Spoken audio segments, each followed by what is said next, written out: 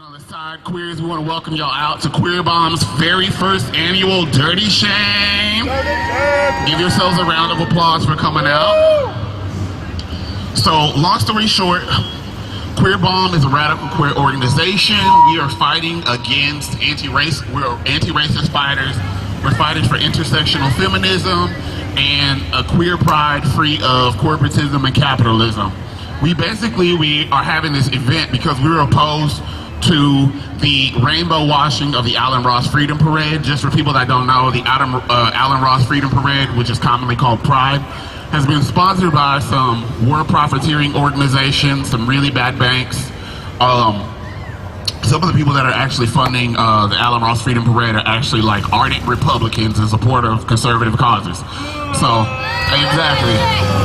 And so that's why we organized this event. And so basically what's going to happen is we're going to be out here listening to music and having a good time. We're going to have some speakers coming up in just a moment. Again, this is our first time doing this year, so y'all are all fucking rebels and innovators for being here. And so we're going to take one moment and we're actually going to have our first speaker coming up. And that's this queen running with the rainbow umbrella. Are you ready? Okay, first speaker up, we got Dave. Hi, all you fabulous fucking queers. How you doing today? I'm so happy to see you today. I cannot thank you enough for coming out to this. Whether you realize it or not, you are helping create history in the making, all right? And whenever society changes, whenever culture lurches forward, it never starts off as a big deal with thousands and thousands of people behind it. It starts off small and slow, but I guarantee you, there are a hell of a lot more people who feel the way that you and I do than are currently here at this park. All right, we're able to get this number of people and this amount of attention just organizing this over 1 week. So you can imagine the sort of things we can do together over the next year, the next 5 years, the next decade. We're gonna change this entire fucking city so that it will not know what to do with us queers, I swear to God.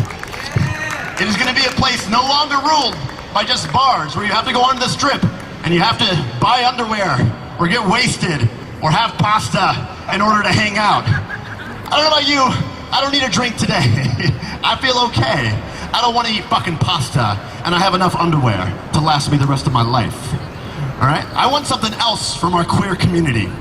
Now, you wouldn't know it from looking at the Pride Parade that we currently have today, but Pride actually started from a protest. Not everyone knows that, especially the younger kids, but it actually did. I want you to come back with me for a little while to the year 1969. The magical faraway kingdom of New York City, all right? In the seediest little bar known as the Stonewall Inn, where the dykiest of dykes went, all right? The gender queers, all right? The trans freaks, all right? Male prostitutes, drug users, drag queens, you know, the people Jesus used to hang out with, all right? And it was a hard thing going to that bar, because being seen as a queer back then could get you harassed, blackmailed, beaten up, fired, thrown into a mental institution, and you couldn't go to the cops because the cops were the ones doing it. All right? And so, it was a June 28th day. Judy Garland had died. The queens were already a little upset. And then in come the police, right? And they're all like, hey, there's a law, you know? Yeah. There's a law, you know? Back then, if you weren't wearing 3 articles of clothing that matched your birth gender, then you were deviant, all right? You were lewd and lascivious behavior. They had you line up and show your ID, and then they would put you in the back of a paddy wagon. Well, they picked on the wrong dyke that day, and they hit her on the head. And she turned to the crowd of people who were looking on in stunned silence, and she was like, why aren't you guys doing anything? And so people were like, oh shit, we have power. There are actually more of us than there are of them. We don't need to sit and take shit the way that it's been handed down to us forever. All right, we can change this entire fucking city. And they did. They were like, oh, you know what? The cops raided this bar because they haven't been paid off. Well, let's pay them off. And they took the change out of their pockets, especially pennies, which they called copper. And they were like, copper for the coppers. And they started tossing the pennies and launching them at them to get the cops to get the fuck away. They started hitting them with purses and high heel shoes, and they fought the fuck back. And you know what? These people were not your suit and tie HRC types. All right?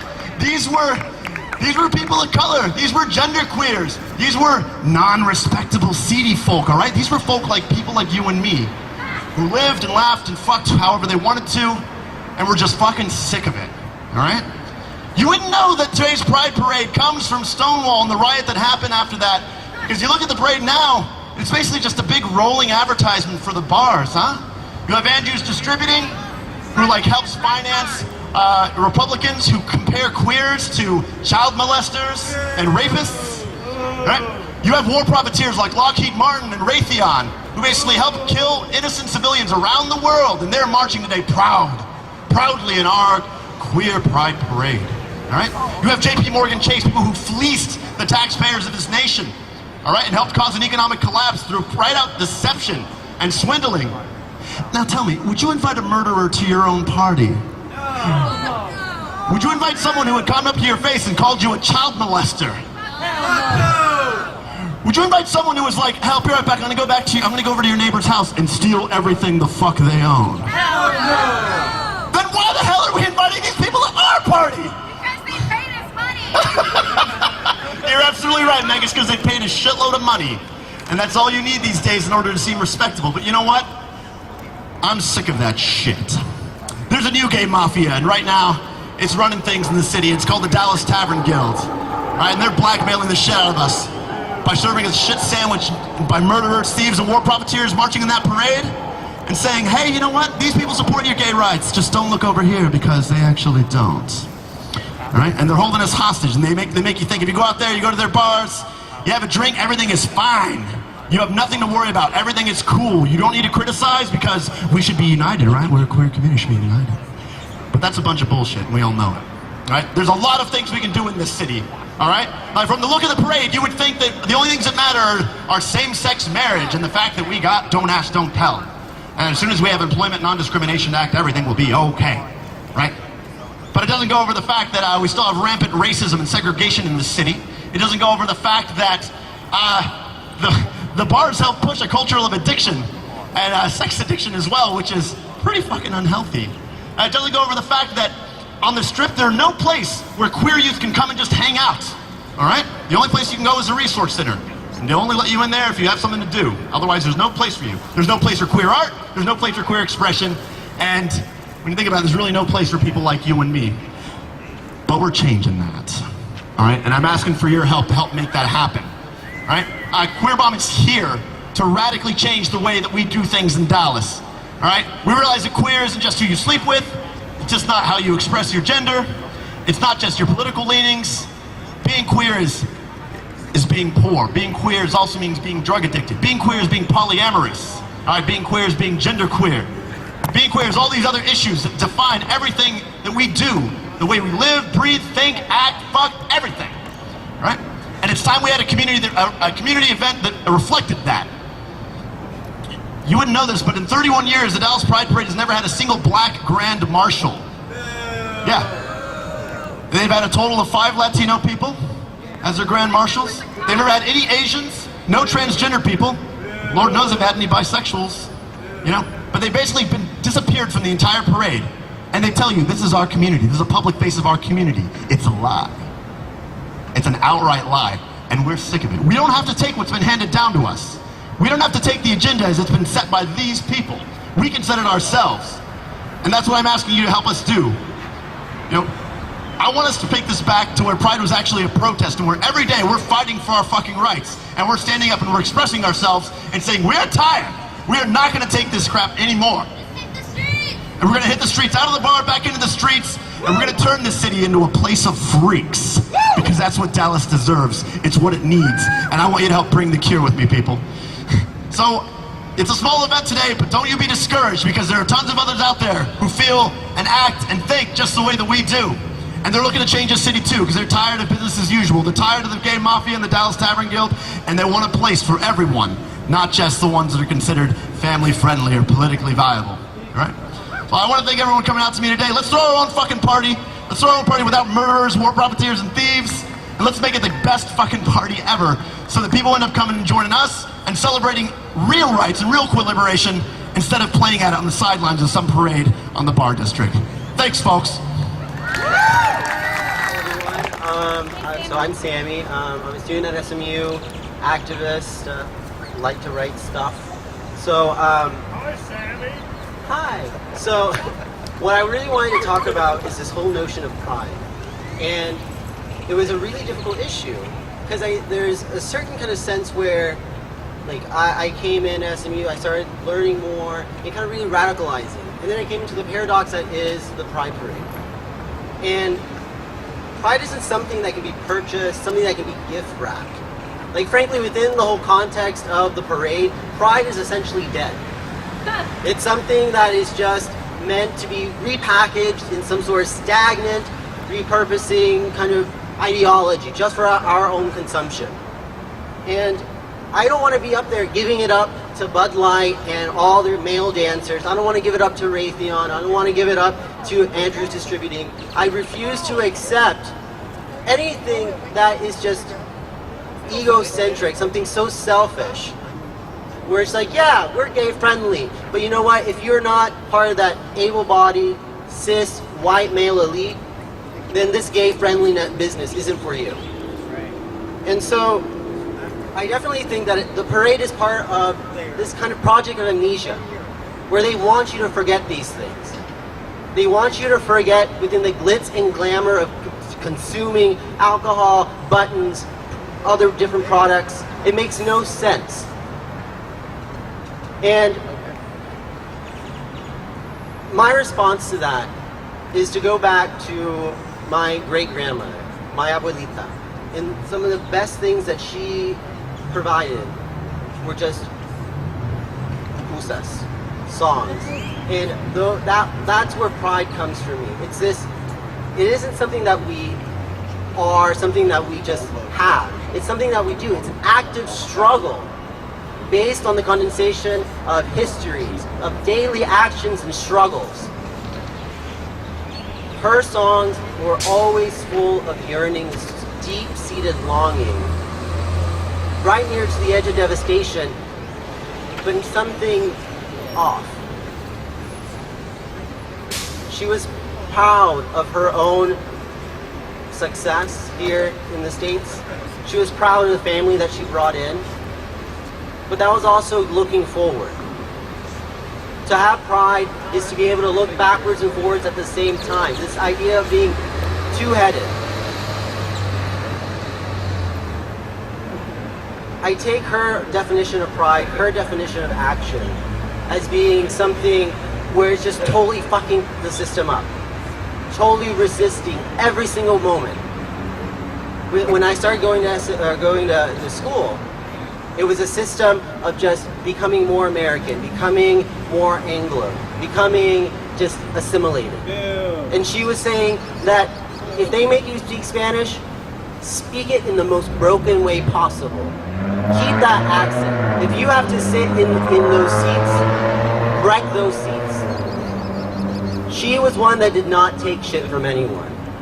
She was able to resist every single moment. As undocumented, as a woman of color here in the States, she has that legacy that I want to pass on. And that's what pride has to be. It's not going to be just beer bottles, just able bodies dancing in the streets while we're murdering international queers, communities of color, poor people. I refuse to participate in that action. I think pride is dead. And I think dirty shame is a great idea, great concept that challenges that. I will swallow my pride and I will be shat on no more. We have a shitload of QueerBomb stencils with logos and words and stuff, and we have some spare shirts, so if you want a shirt, you should come up here or over there, wherever, and ask us, and we'll spray paint you a shirt. I feel like everyone this Pride has dwelled a lot on shit like Andrews Distributing, contributing to anti-gay politicians, and like, yeah, that's a rallying cry. People are going to show up to our events when something really obviously hateful like that happens, but honestly, I can give a shit about Andrews Distributing. I can give a shit about endorsing Republican politicians, because we wouldn't be pissed off at them, we wouldn't be protesting them if he was endorsing a Democrat. And I mean, neither party supports us. The entire fucking political system is not something we need to be talking about here. We need to be building our own community. We need to say fuck Pride, not because of something like Andrews, but because of what it represents. It represents turning the queer community into something profitable, promoting things like gay marriage and moving into shitty gay neighborhoods like that, because suddenly we're a demographic that can be profited from. We need to build a community. We need to come to QueerBomb. I'm pissed off at Pride, but I'm pissed off at everyone here too if you're not gonna fucking take some action. It's awesome when we have these events, but this is not enough. Y'all need to come to QueerBomb. You need to come to other rallies. This is not about gay rights. This is not about queer rights even. We need to show up to everything that matters to us. QueerBomb members have been trying to rally everyone we can to show up to rallies for Palestine, rallies for Mike Brown. This is not just about queers. It is about queers, but it's not just that. QueerBomb is an intersectional organization. We need to remember that, and I don't know, we need more people to show up. We need people to get angry. Partying is nice, but you need to get pissed off too. You need to get pissed off enough that you're not just going to show up when it's convenient, that you're going to show up no matter what. You're going to show up even at personal risk. Like, it's fucked up that it comes to that, but honestly, that's what it is. You need to put yourself on the line. You need to come to these events. You need to do whatever you can. Show up at rallies. Show up at QueerBomb. Help us organize. This is so much bigger than fuck Pride. That's important, but that is one tiny, tiny element of what we're here to do. We need to build a community of queers and activists in this city, and we're off to a pretty impressive start, and I'm really, really excited about QueerBomb, but we need to keep growing. We've only been around like maybe a year at this point. That's more or less all I have to say. Chaz, if you want to come up here, or whoever, come up here and have a shirt made if you want. Here is it.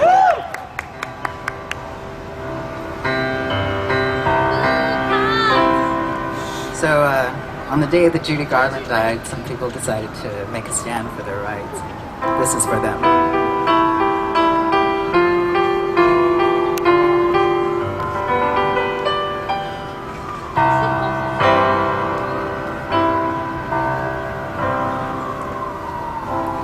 Somewhere over the rainbow, way up high, there's a land that I heard of once in a lullaby. Somewhere over the rainbow, bluebirds fly. Birds fly over the rainbow. I can't I? One day I'll wish upon a star and wake up where the clouds are far behind me,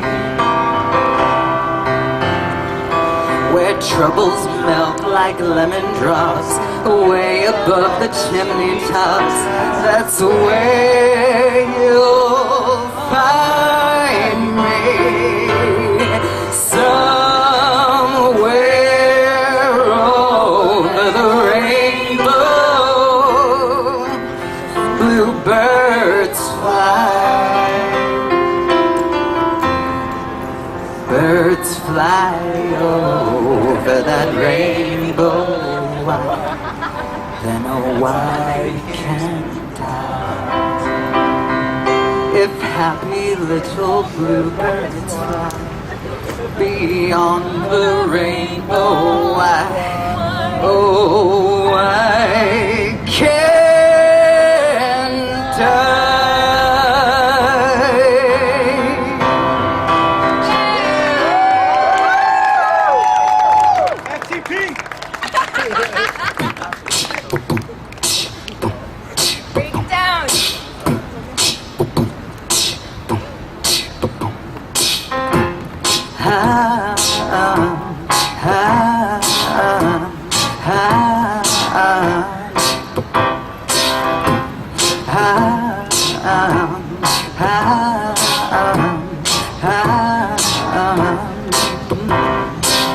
Just thought I would bother you with a song. Is that so wrong? then it just ain't right to say all the things you do, then to do what you do all over me, just to leave me here by myself, alone with my big idea. And I'm on fire since you touched me. I don't understand why it still thrills me, but you can't save me, so don't you blame me. I know it's not love, but it still burns me.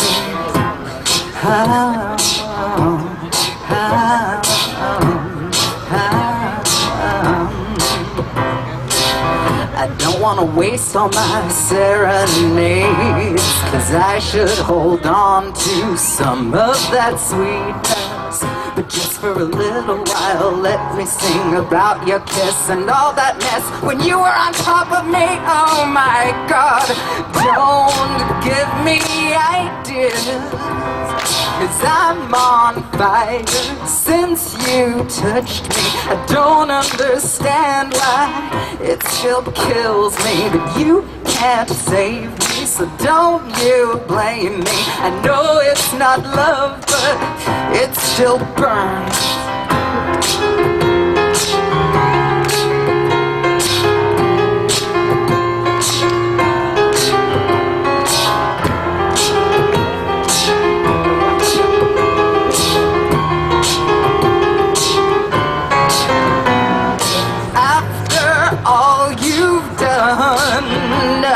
Look what I've become.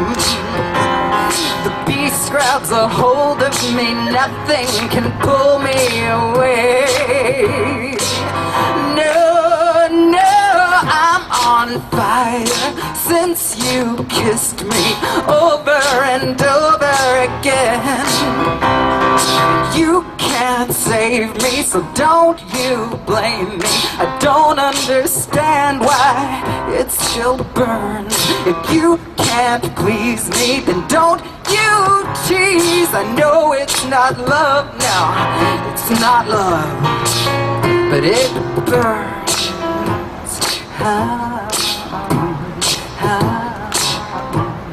Oh, Daddy, it burns.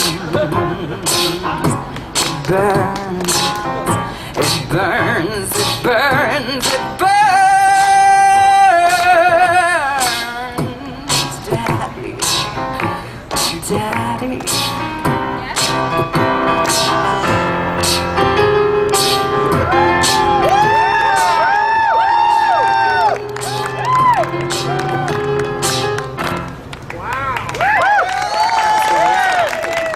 I want to wish everyone a happy Pride, and you know, I think we get really angry, and that's good, but in the end, it's better to work with people than work against them.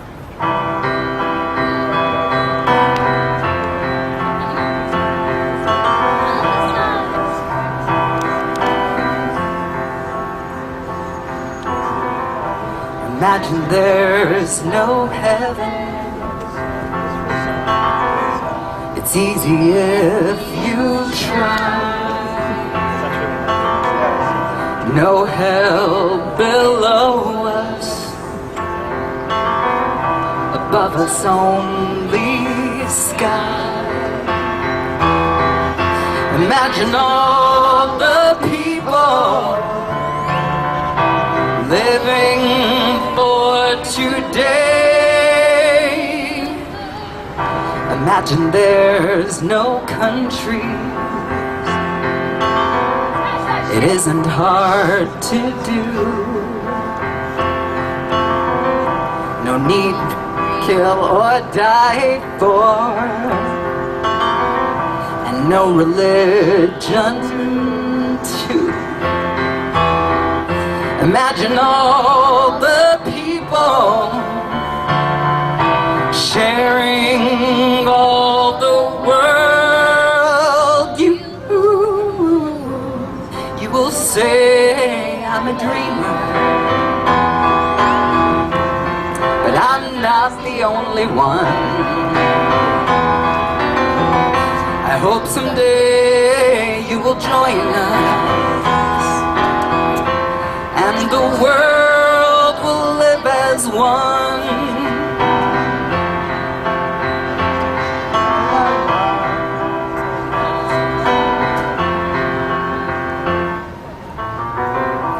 Imagine no possessions.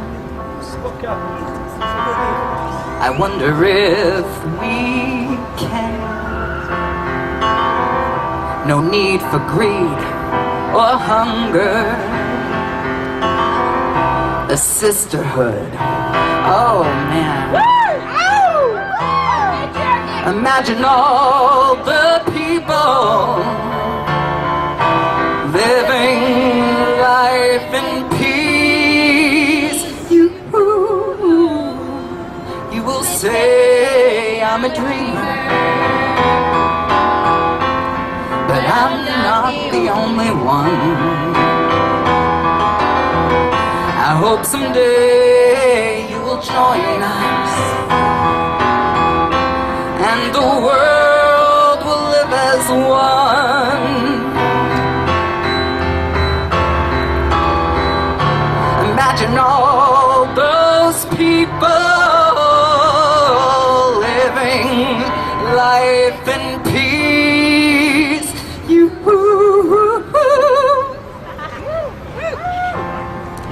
You will say I'm a dreamer. Well, I'm not the only one. No. I hope someday they will join us. Join us, and the world will be as one.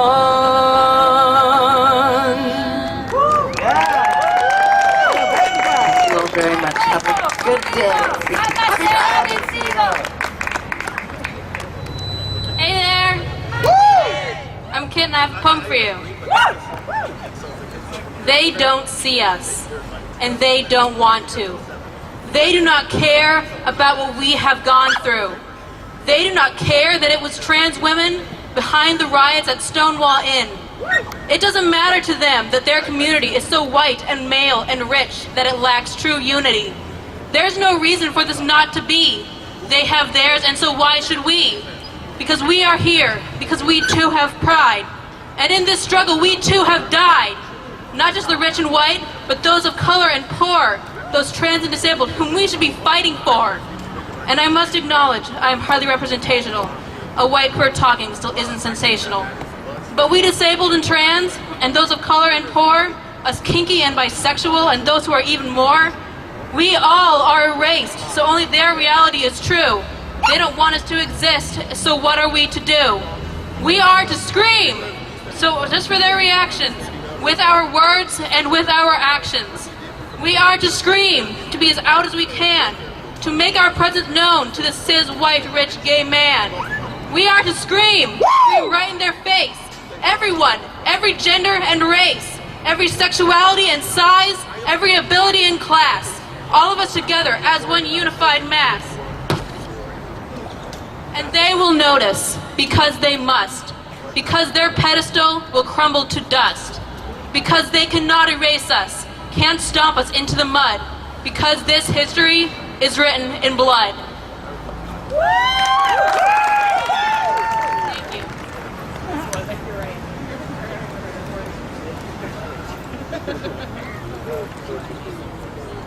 You know, there are a lot of problems in our world right now.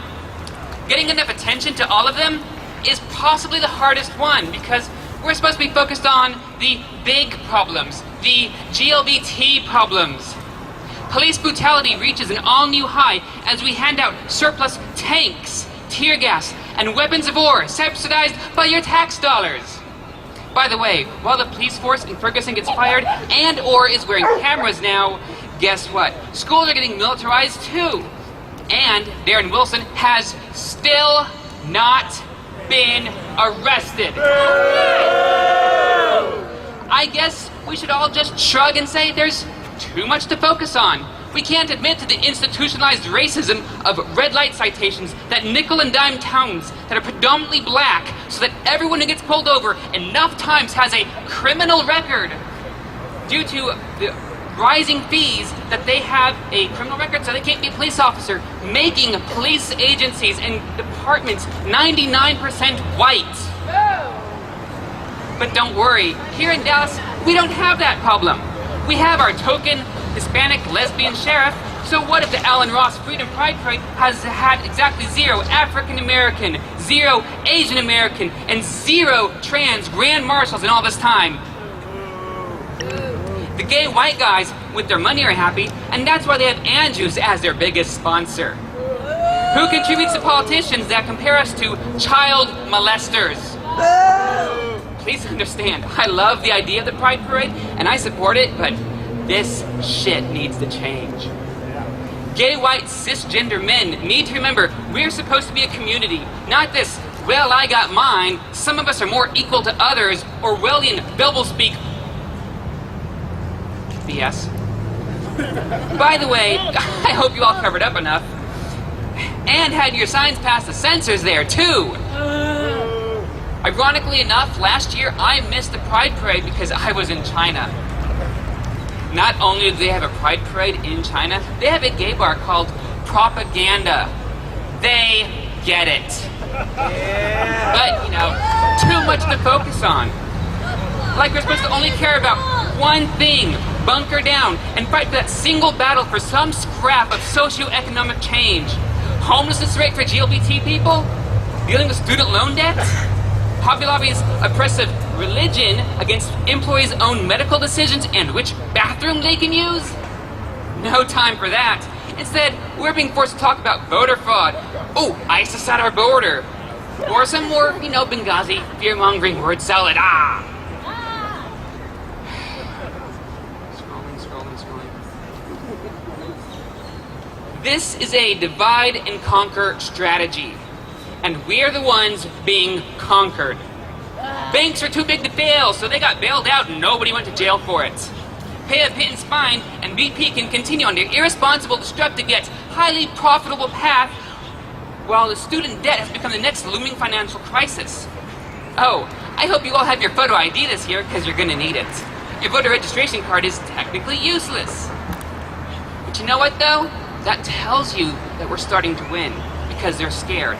They're tipping the scales of justice to lean in their favor. They are spamming us with religious indoctrination in schools, targeted regulation to shut down access to abortion, and denying climate change while fear-mongering actual science as an anti-business conspiracy. Over in Houston, they passed HERO, an anti-discrimination ordinance which is almost overturned by religious fanatics who went out of their way to lie to people and commit petition fraud just to get on the ballot.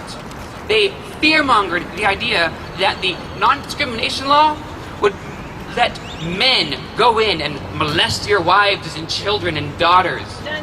This twisted mindset that assumes all trans women, like me, are just pedophilic sexual predators. The irony is, they also believe in purity balls. To glorify, yet restrain a woman's sexuality and only teach abstinence in schools. That didn't work for Sarah Palin's daughter, now did it? Nor Bill Cassidy's. This country has been on a rightward tilt, and we've hit the breaking point. 60 years ago, segregation was legal, and protesters were being bit by dogs, hit with batons, and sprayed down with water hoses. When we protest now, we're facing military-grade LRAD noise machines, snipers with non-lethal bullets, and tear gas, which has actually been banned in international war. Now we have Texas school books coming to teach our children that segregation wasn't that bad, that the U.S. is founded on a Christian nation, and that McCarthyism was a good thing. But there's just too much to settle on, right? Just settle on your one little issue, your pet peeve, and maybe, just maybe, we will finally get on that shining city on the hill that we were promised so long ago. You know, I've read about how expensive the Alan Ross Pride Parade has become due to 9/11, because the terrorists might win. The only way we can afford it is if we sell out to corporate interests while ignoring alcoholism and addiction rates in our community. We need to come together and rise up as one voice and demand it. All of it. Don't relent. Don't pick your battle. Because it's all or nothing. And with the Pride Parade sponsors also donating to anti-gay politicians who equate us to incest, nothing is what they think of us. I want to do my clap. to my mic. I love you all. I fucking love what QueerBomb stands for, but what I'm about to say may not go over so well with this crowd, but bear with me. Today, Dallas Girls of Leather supported both Pride and QueerBomb. To many people, this may seem paradoxical. So I wanted to explain our reasons for that. First, many of us came out in Tavern Guild bars. The Dallas Eagle is the home bar for Dallas Girls of Leather, and they have shown us immeasurable support. We would not exist if it weren't for the Dallas Eagle. We frequent Sue Ellen's. They are very open to Mustache Envy, which is very open to trans men and trans women and drag queens. We went to Pride to show our support to these people who have supported us, given us a place to go when everywhere else was hostile to our way of life, and helped bring us up as leather babies. For that, we will be eternally grateful and owe our loyalty to the wonderful people at the Dallas Eagle and Sue Ellen's. That said, there are things about Dallas Pride we would like to see change. We would like the Guild to look into alternative funding so they are no longer beholden to corporations that work against our interests. We would like the Guild to find ways to reach out to the neglected members of the alphabet community. We would like to draw attention to the fact that alcohol is such a huge part of our community, that we suffer a much higher rate of alcoholism than the general population.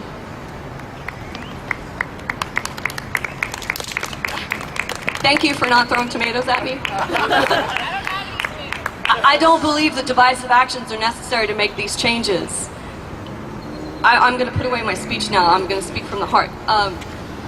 We have allies in the Tavern Guild. I will name one, Jeffrey Payne, Mark Frazier. They have been more than welcoming to us, the Dallas Girls of Leather, and we're not just cis girls. We have trans women in our ranks, and they love us and they support us. What I would love to see, and I don't want to say that speaking out in this kind of forum is a bad thing. I think it's a fucking amazing thing, and it needs to fucking happen. They need to hear our voices. But on top of that, let's start a dialogue. Let's talk to these people. Let's talk to our allies in the Tavern Guild and get them to speak up for us. Get them to bring other members of the Tavern Guild to the table. Let's talk to them. Let's see if together we can build a better Pride. I don't want to see this community divided. I don't want to see this community fighting. We are all in this together. And if that means that we've got one huge white cis male gay thing going on over here, and then this tiny little thing where we're all just like, guys, we're here too. That's not cool. They need to accept us. They need to embrace us. They need to bring us into Pride. And the only way we're going to do that is communicating with them directly, one-on-one. Let's have conversations. Please, let's have conversations with them. Let's talk to the people who are our allies. Let's seek them out, and let's together build a Pride that we all can believe in. Thank you.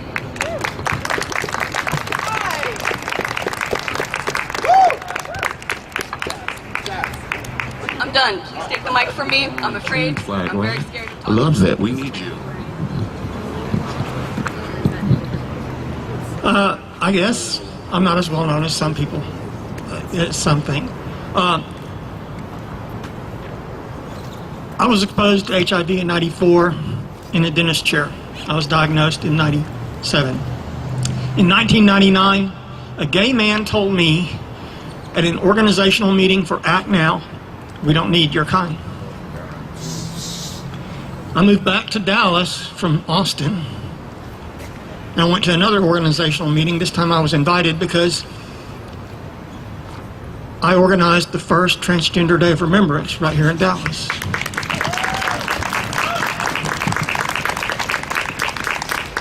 I'd also come out supporting an HIV positive Muppet. It appeared in the story appeared in Pause magazine. So I was invited to this organizational meeting. This time it wasn't a gay white man, and I was welcomed into the organization. I became the first transgender executive director of a statewide AIDS advocacy organization. But you know, I would not have done any of that had it not been for my mentor. My mentor, by the way, and I hope tonight when you go home, you'll pray, you'll remember her, you'll give her your best wishes. She was a trans woman 3 years before Stonewall in San Francisco in a cafeteria known as Compton's Cafeteria. 3 years before Stonewall. The police came in the Tenderloin and they raided this cafeteria and they rounded up all the trans women.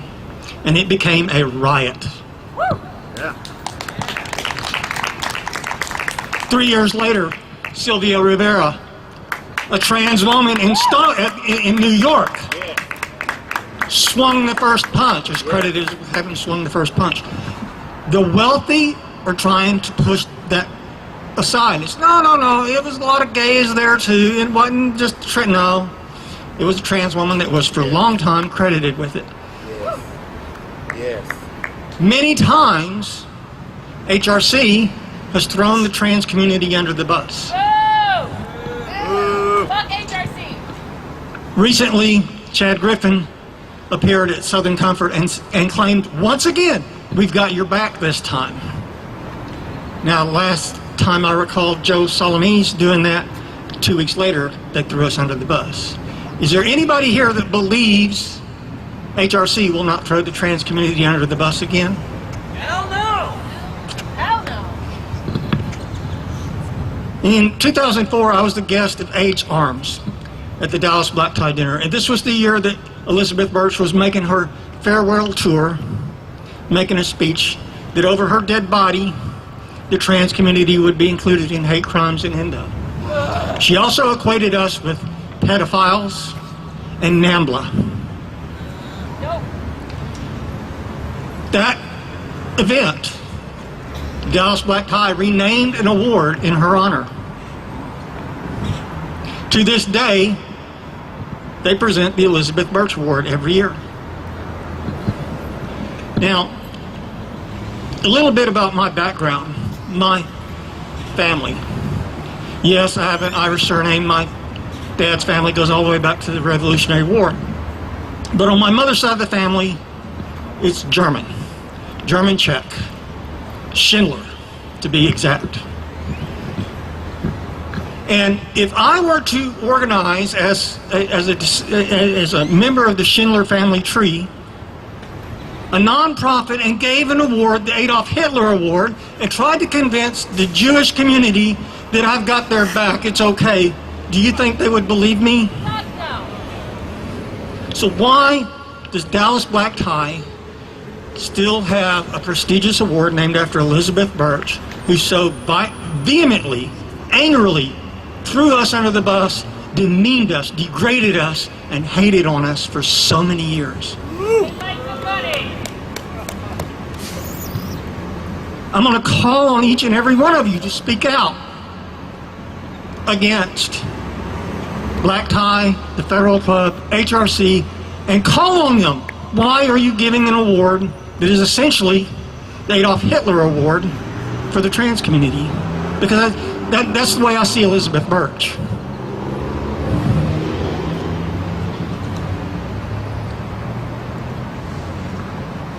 And I want you to get active and scream and shout, and we need to make this change. Thank you. Thanks, everybody. My name is David Harding. I'm with the Workers International League. We're a Marxist communist organization. I want to say thank you to QueerBomb for organizing this event.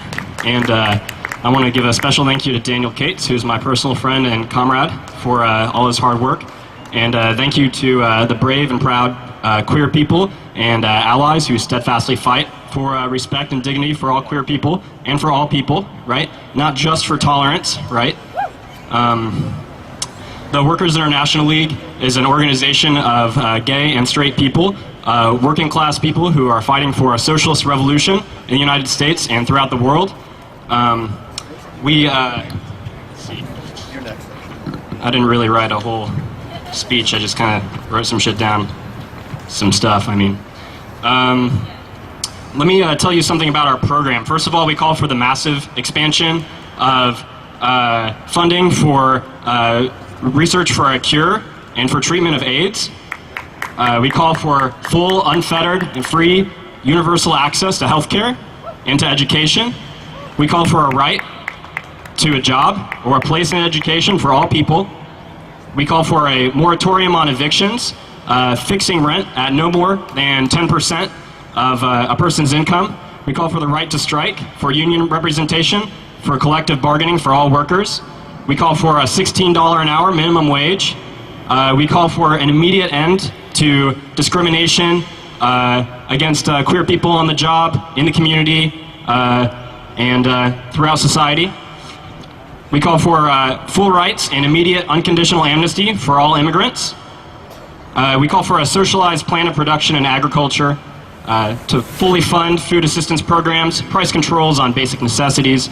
We call for a nationalization of the major industries under democratic workers' control. Now, how does this factor into the problems and the tribulations that queer people face? Well, we believe that it's not a matter of a cultural question or specific issues with just access to healthcare, right? Queer people are repressed every day, right? On the job, on the street, in their communities, in all kinds of different ways, right?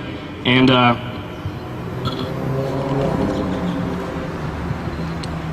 we also call for an immediate end to the wars in Iraq and northern Iraq and Syria and Afghanistan. There's a direct link, right, between the anti-war movement and queer liberation movement. Right now, the American Air Force, United States Air Force, is indiscriminately bombing civilians in northern Iraq and in Syria and in the ISIS-controlled areas, right?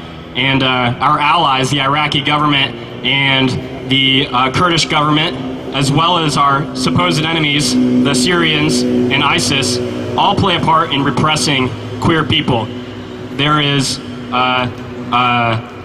imprisonment, right, that these people face, repression, harassment, arbitrary executions, and social hatred throughout those areas, right? And it's the same in the United States and in every country in the world to a greater or lesser degree.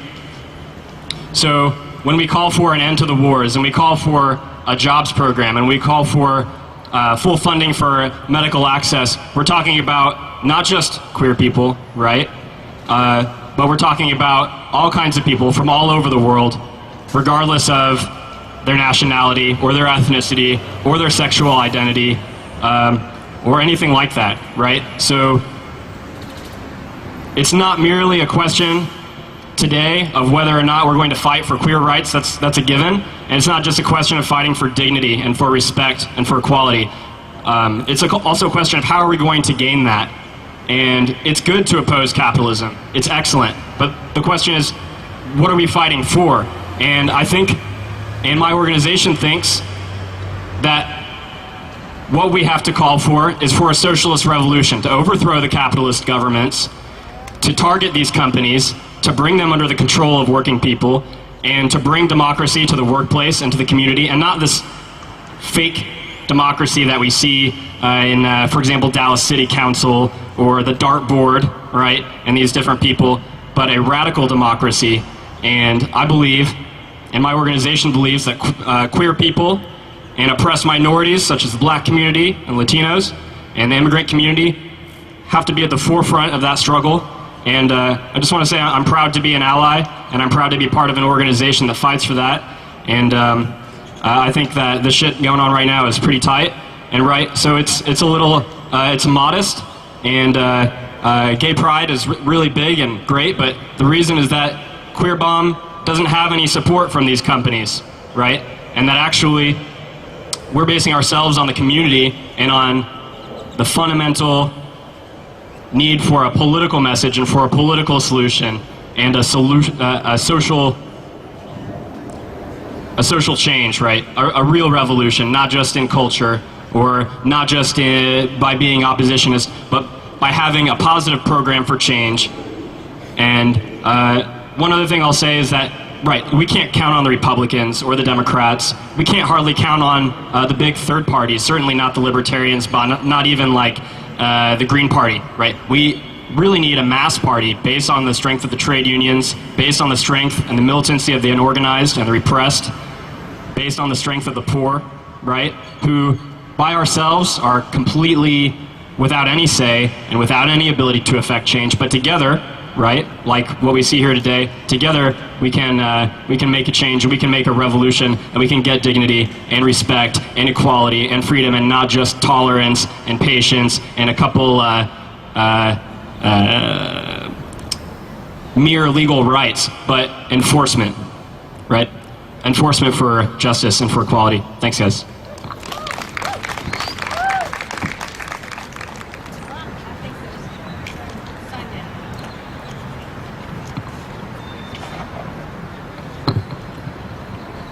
First, let me say that about 35 years ago, I spent a lot of time out here when I didn't really have a place to sleep.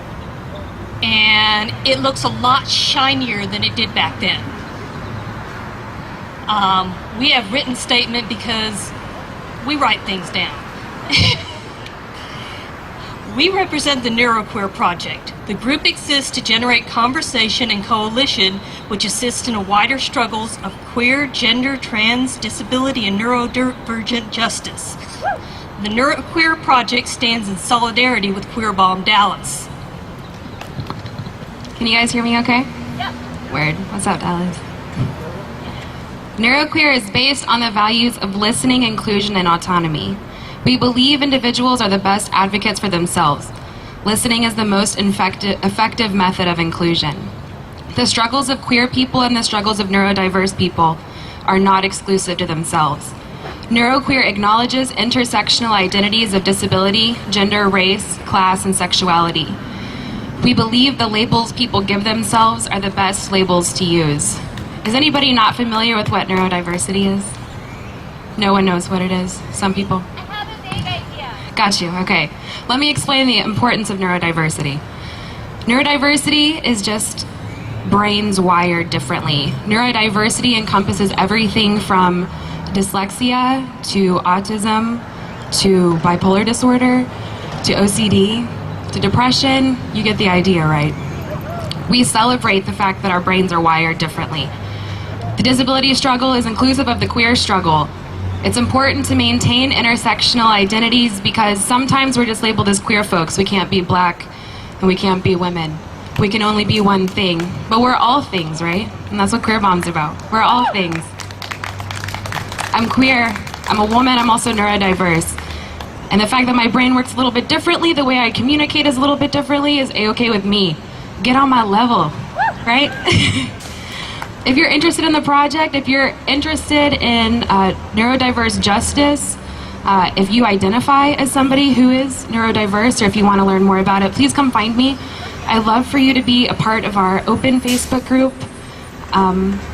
It's a respectful discussion, and I think learning from each other is the best way to learn and makes a really great world for us. So, thank you.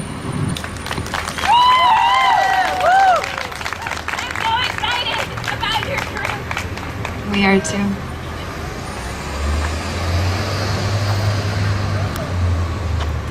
You got it? Yeah. Okay. Well, get on her level, Chaz. Where were you? Girlfriend was busy. All right. I know we're getting kind of close to the end of the day here. I'm gonna admit, still a little bit angry. Still a little bit angry, and we've been given a lot of reasons to be angry, but they tell us that we gotta keep that under control, and that's okay, and I know y'all gotta get home pretty soon here, and that's fine. But you need to take the anger with you. That fire has got to burn somewhere, and I'm gonna give a little bit more of the history of exactly why this matters and what kind of lives have been lost in these kind of struggles. Anyone here else under or over 30, please? I know some of y'all are. Some of the folks, thank God, right? Another that we haven't brought up, we talked about the alcoholism in the community, the addiction. We haven't really talked about the youth worshiping either, but I'm not gonna get too self-interested. I'm an old whore. All right, and I don't mean that metaphorically, okay? Sex work is work. Yes, it is work, and it's hard fucking work. If you've ever had the kind of job like in retail or flipping burgers or something where you had people tell you, you don't know a hard day's work, that's just so easy, have you ever wanted to just drag them in and make them do your job for like 5 minutes? All right, now imagine my job. It's on a whole different level. But here's the thing. That wasn't always me, just like I wasn't always Cheyenne Cartwright. I used to be Jonathan Trammell. I used to be Professor Jonathan Trammell in the Dallas County Community Schools District for 6 years. And I taught argument and rhetoric, which is a fancy word for English 1301 and 1302. Y'all probably came through some of these classes. And I think about trying to get by on an adjunct professor's pay. I thought about trying to get by on any of the jobs I had before then, working in a porn store and working as a environmental campaigner and other stuff like that. I don't know if we're certainly not all on the same page as far as our total queerness or how we came to that story, but I know there's a lot of us here who can relate to not being able to make ends meet. Tell me right now, can you understand that? That's right. So when I transitioned on the job, and I was still buckling under years of student debt that I knew it was going to take me till well past so-called retirement to pay off, what did I start doing? I needed to find something. I started moonlighting. I said, I can do this escorting thing. I got turned out. You know, I had some friends. My therapist fucking backed me. She paid for her degree with sex work back in the 70s. And I got on board with that. I respect the work, I love the work, and I love the people that I work with, but I shouldn't have to do this. None of us should have to do this. It doesn't matter if you're biting your tongue and putting on a fake smile in front of your supervisor or in front of a John. It's still degrading. All right? I have a master's degree from an Ivy League university. And my most recent memories, the people that I love the most in my life, I've lost. And let me tell you how they got lost. Does anybody remember what this place or the gayborhood looked like 10, 15 years ago? You could find some of us. We'd be tricking in front of the clinic a lot of nights. Bars looked a hell of a lot different. The whole community looked a lot different. People of lesser means could live there, for one fucking thing. But these organizations, and the ones that built up that culture, they made damn sure to keep anybody who didn't have a roof, or anybody who was the wrong color, or any of us queers who didn't fit the model. They made sure we were not on those streets anymore. Look at them now. See how clean it is. How many people talk about, oh, the city looks so much shinier. You need to know it got washed with blood, people. 9 out of 10 of the women that I worked with are now dead, and the only reason I made it because, let me remind you, the living expectation, the year expectation, how long we're expected to live, trans women, in my line of work, 33 at best. I broke the mold by 1 year. Okay, 2. But the only reason I did is because I'm white. It's the only damn reason that I don't have an extensive rap sheet. It's the only reason that the times I have been gang raped, it wasn't in the jail itself. And that's what this city is. Yeah, real fucking pretty sometimes. But we've got to connect the dots. We've got to recognize and understand how things like student loans, how trying to get a home, how neighborhoods are zoned, how we teach our kids, and all of that contributes to this happening. I will probably never be as close to another human being in my life as I was to those women, and we only knew each other because of that corner. And they're all gone now. They are all gone. Why? So that Gay Incorporated could enjoy their margarita in peace without having to see somebody different? That's not acceptable. It's not acceptable. And what's more, they know it, and this is why they're trying to fucking kill us. Kill you. To get you off the streets. And what have they given us? The right to fight in the country's wars? Thanks. I'm super grateful. Miss Thang's grateful too. We're real excited to pick up a gun and fight your battles. So if I seem angry, if I seem bitter, it's because there should be another couple dozen women behind me who fucking aren't. One other thing. People have talked about, oh, this is modest, but it's a new beginning, you know, we're gonna get stronger, all the rest of it. Let me tell you what I see right now. I see this place full. I didn't imagine that there'd be this many people. I came expecting like, all right, us organizers are gonna be here, maybe a couple other wingnuts. Nah, all y'all fuckers came out. That's something.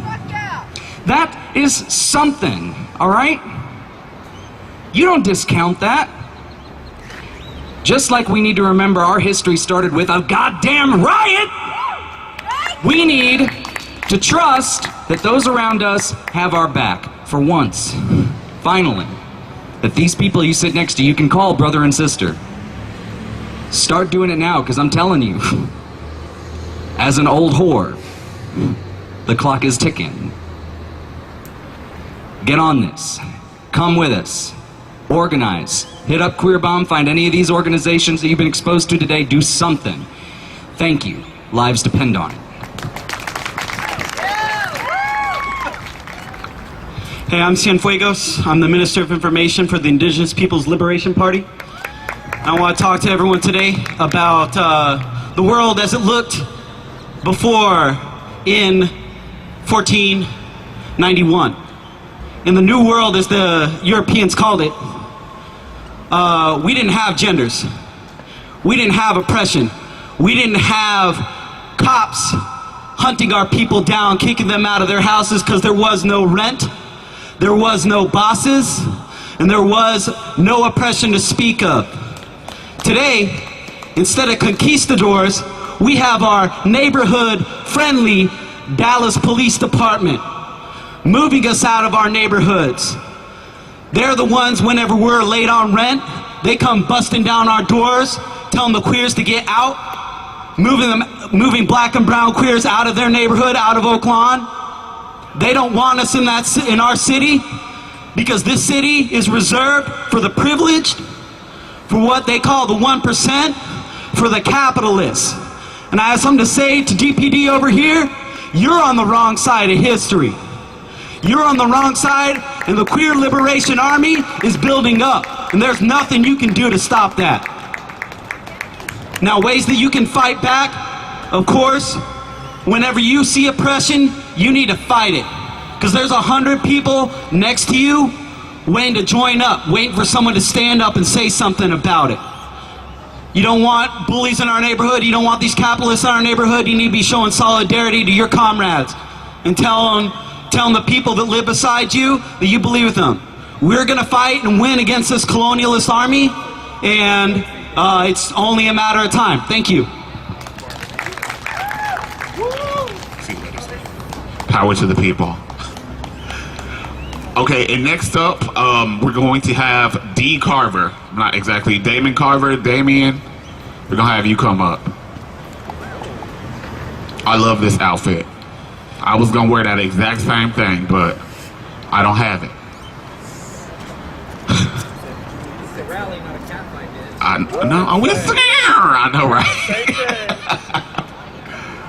Here you go, baby. You want me to hold this prop? Can I hold this prop? All right. Play with my feathers. All right, I sure will.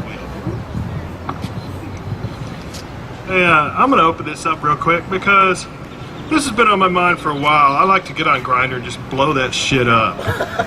So, I'm gonna go ahead and read this to you because, yeah, Grindr's kind of a fake world, but it represents what's going on in our queer community right now, and it's pretty fucked up. Let me open this. Open. Bear with me. Jeez. Okay, I'll have to... How many of y'all know I'm fixing to waste some batteries? Okay.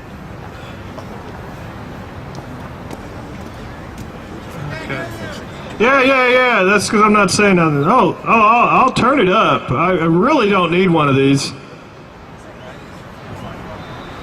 Alright, guys, basically my headline, I'm not gonna lie, demanding, aren't you, spoiled brats? Your profile looks more like a ransom note. The sexual minority and hypocrites, slut shaming, ageism, mask or femme shaming, bigotry, racism. Who the hell died and made you queen?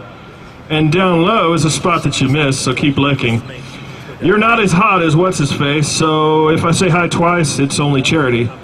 What's going on, guys, is, first off, I remember the day when the minority was the closeted one, who looked up to those who weren't in the closet for, like, mentoring or something to figure out what they got. They envied the person that was out, and that was the goal, was to be out. Now it's become this little community where it's more popular to be closeted, and you're shunned for being out. And there's no one more out than we are, right? Right. Okay. So that's going on. This whole femme and whatnot. Let me break down the French maid uniform. It just kind of happened to be the dirty shame, like, perfect poster set up here. I was looking at this, and with this attitude and whatnot, just femme and mask, I had two responses. One guy, sorry, I'm ADHD, so bear with me. One guy came on, and he was cute, so I said hi, and I told him what I wanted to do, and you know how Grindr works. And he comes on and says, well, you know, that seems kind of harsh. There's more than one, or what's the phrase, you catch bees with honey, but he said flies with honey. I said, well, I'm not trying to catch flies, because if I was trying to catch flies, I'd use shit. I said, I'm dealing with wasps and hornets, and they need swatted. So put all that mentality that's been just building over the last year, because believe me, I got sucked into that bullshit. Yes, I did the escorting thing. That was my excuse to be out there. And that whole dirty little, it's what I call because a lot of people in bars are doing it too, they just call it something different. It's the, everyone has their price, profession. That's everywhere. That's in corporate America. You know, how do you think they're getting promotions? On their knees, okay? But I'll get off the crude stuff for just a minute. Let me explain where this outfit came from that mentality. I decided I really wanted to be expressive. Not that I haven't before. I'm kind of OD on expressive. But this time it was on the inside out. Pride. What am I proud of? Who am I on the inside, and how can I convey that on the outside? Well, I'm the type of queer that, again, let's go back to the past. Used to, I was shunned, and I've been shunned twice now, because I was shunned for being too masculine when I went to the old school, I guess it's Woody's now, Moby Dick's or whatever. I didn't wear the right things. I got in there and didn't even know what I was doing, but it was the first time I was on a go-go box. Boy, I was still wearing my straight Fruit of the Loom, like white open fly, like grandpa boxers, and I'm like, oh shit, I'm broke, I need $100. Turn that shit backwards, which was even worse. So anyway, so the story goes, and so did many years of every adult industry possible just to justify being gay. Why? So now, in today's society, the tables have turned. Now all of a sudden we've got this new term, straight acting. What the fuck is that? So, if you're not masculine, and you're too feminine, or you're too trans, or you're too anything that's not the, I guess this all started when everybody started growing beards, I guess. I mean, really. So now we got a complete role reversal, and I was like, you know what? I've heard Daniel was the first one I've heard use a lot of words. Gender fucked. And I'm like, what is gender fucked? I'm like, well, figure it out. Okay. So I just kind of did some thinking over the last month. And to me, it is every single fucking boundary, from straight, from gay, from everything I just listed, and ladies, I've got a newfound respect for you. This is my first time doing even half drag. And what the hell do you do with these things to get through a door, to hug somebody? You know, to get this like pushed down just right, get this pulled up just right, trans. Oh my God, y'all go through shit. And it's hot. What do y'all do with these things when it's hot? You can't take them off like I can. So I was like, okay, I'm the type of guy that at work got in between guy talk and girl talk, because the girls wanted to tell me all of their shit, and then I let them because it was kind of interesting and boring jobs. They wanted to, because I was gay, tell me all their girl secrets, okay? And then the guys wanted to tell me all of their guy secrets. And boy, I'd get mixed up, and I'd cross genders with the gossip, and it's like, uh-oh. So I thought to myself, okay, so how can I be feminine without being feminine? Because that's kind of how I feel. How can I be masculine and overly masculine? I don't wear a beard. This shit itches, okay? But just to prove a point, it's nobody's fucking business what a woman looks like, what a man looks like, what a trans looks like, or even what queers are supposed to look like. From our own community, from outside communities, it doesn't make a difference. So tonight is a night where I just said, you know, it's deep down inside, it's deeper than this, because when I take this off, I really don't give a fuck what people think about me, about you, you know? Even the lipstick. I didn't want the lipstick in the lines. I did that on purpose. How hard you ladies work, how hard you trans and drag queens work to put lipstick in the lines. I've got this smeared all over my cigar, my water cup. I think there's some on my boobs too. So, hats off to you.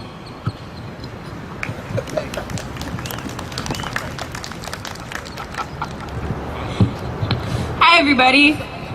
I can't really see anything because the earth is rotated a lot and the sun is right there. I'm gonna point this way so I'm not blinded. Hi! So I did something earlier that I was kind of conflicted about doing, but I decided to go and sort of be an impartial observer at the Pride Parade this year. And it was really bad. And I don't want to spend too much time complaining about about it because I feel like a lot of times we talk shit about the things that are wrong because it's really cathartic, but I'm just gonna take a moment. There was a float there, and they have announcers periodically along the route, and you had the announcer saying, and for our next float, we have Frito-Lay and PepsiCo. Give it up for Frito-Lay. Their float this year is about the possibilities that come from when you combine PepsiCo and Frito-Lay products. Make some noise for PepsiCo, guys!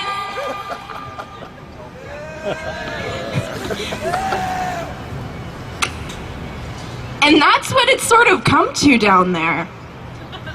And it's not just food. And can I just say, Frito-Lay and PepsiCo are both fucking over Central America with the privatization of water and with pushing bullshit American products on people after they've stolen their land to grow the crops on. But it's not just them. You've got Lockheed fucking Martin. You've got Raytheon. You've got every war profiteer. You've got every bank, and these people put on rainbow flags one day a year, and they think that that covers up all of the blood on their hands for murdering people day after day, and it's bullshit.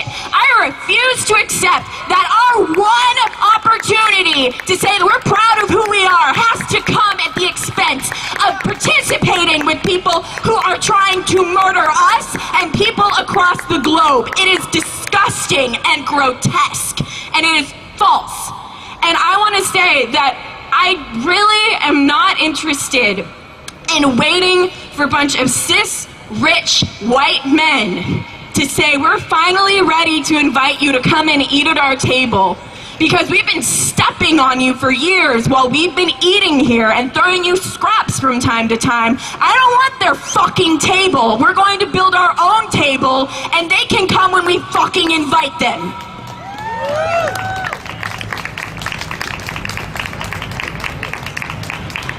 And when Cheyenne said that that neighborhood is covered in blood, that is not an accident, because every neighborhood in Dallas, every bougie neighborhood, every loft has come from stealing land from the people who lived there before. This entire country is built on blood from when we stole it from the indigenous people who lived here.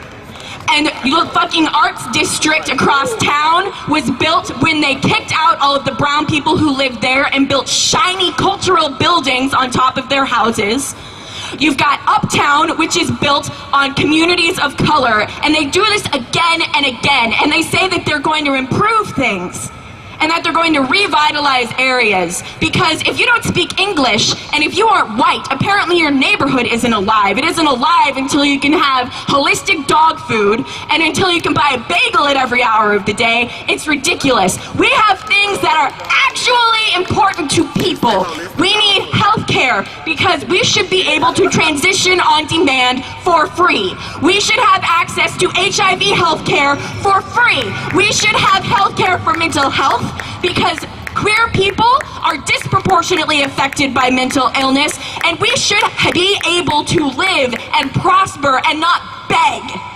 And that's what I want to be building. I want to be building a community where we are demanding things that belong to us. We should not be begging at the seats of power for things that they took from us. And I'm really, really profoundly glad to see everyone here, because I feel like this is the beginning of something better.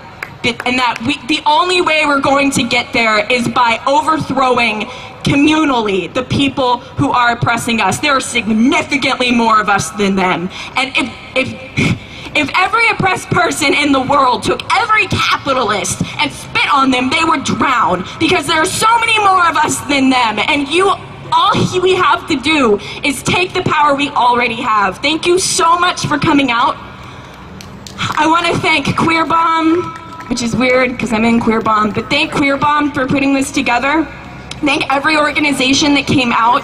I'm so glad to hear about new organizations that I didn't even know about.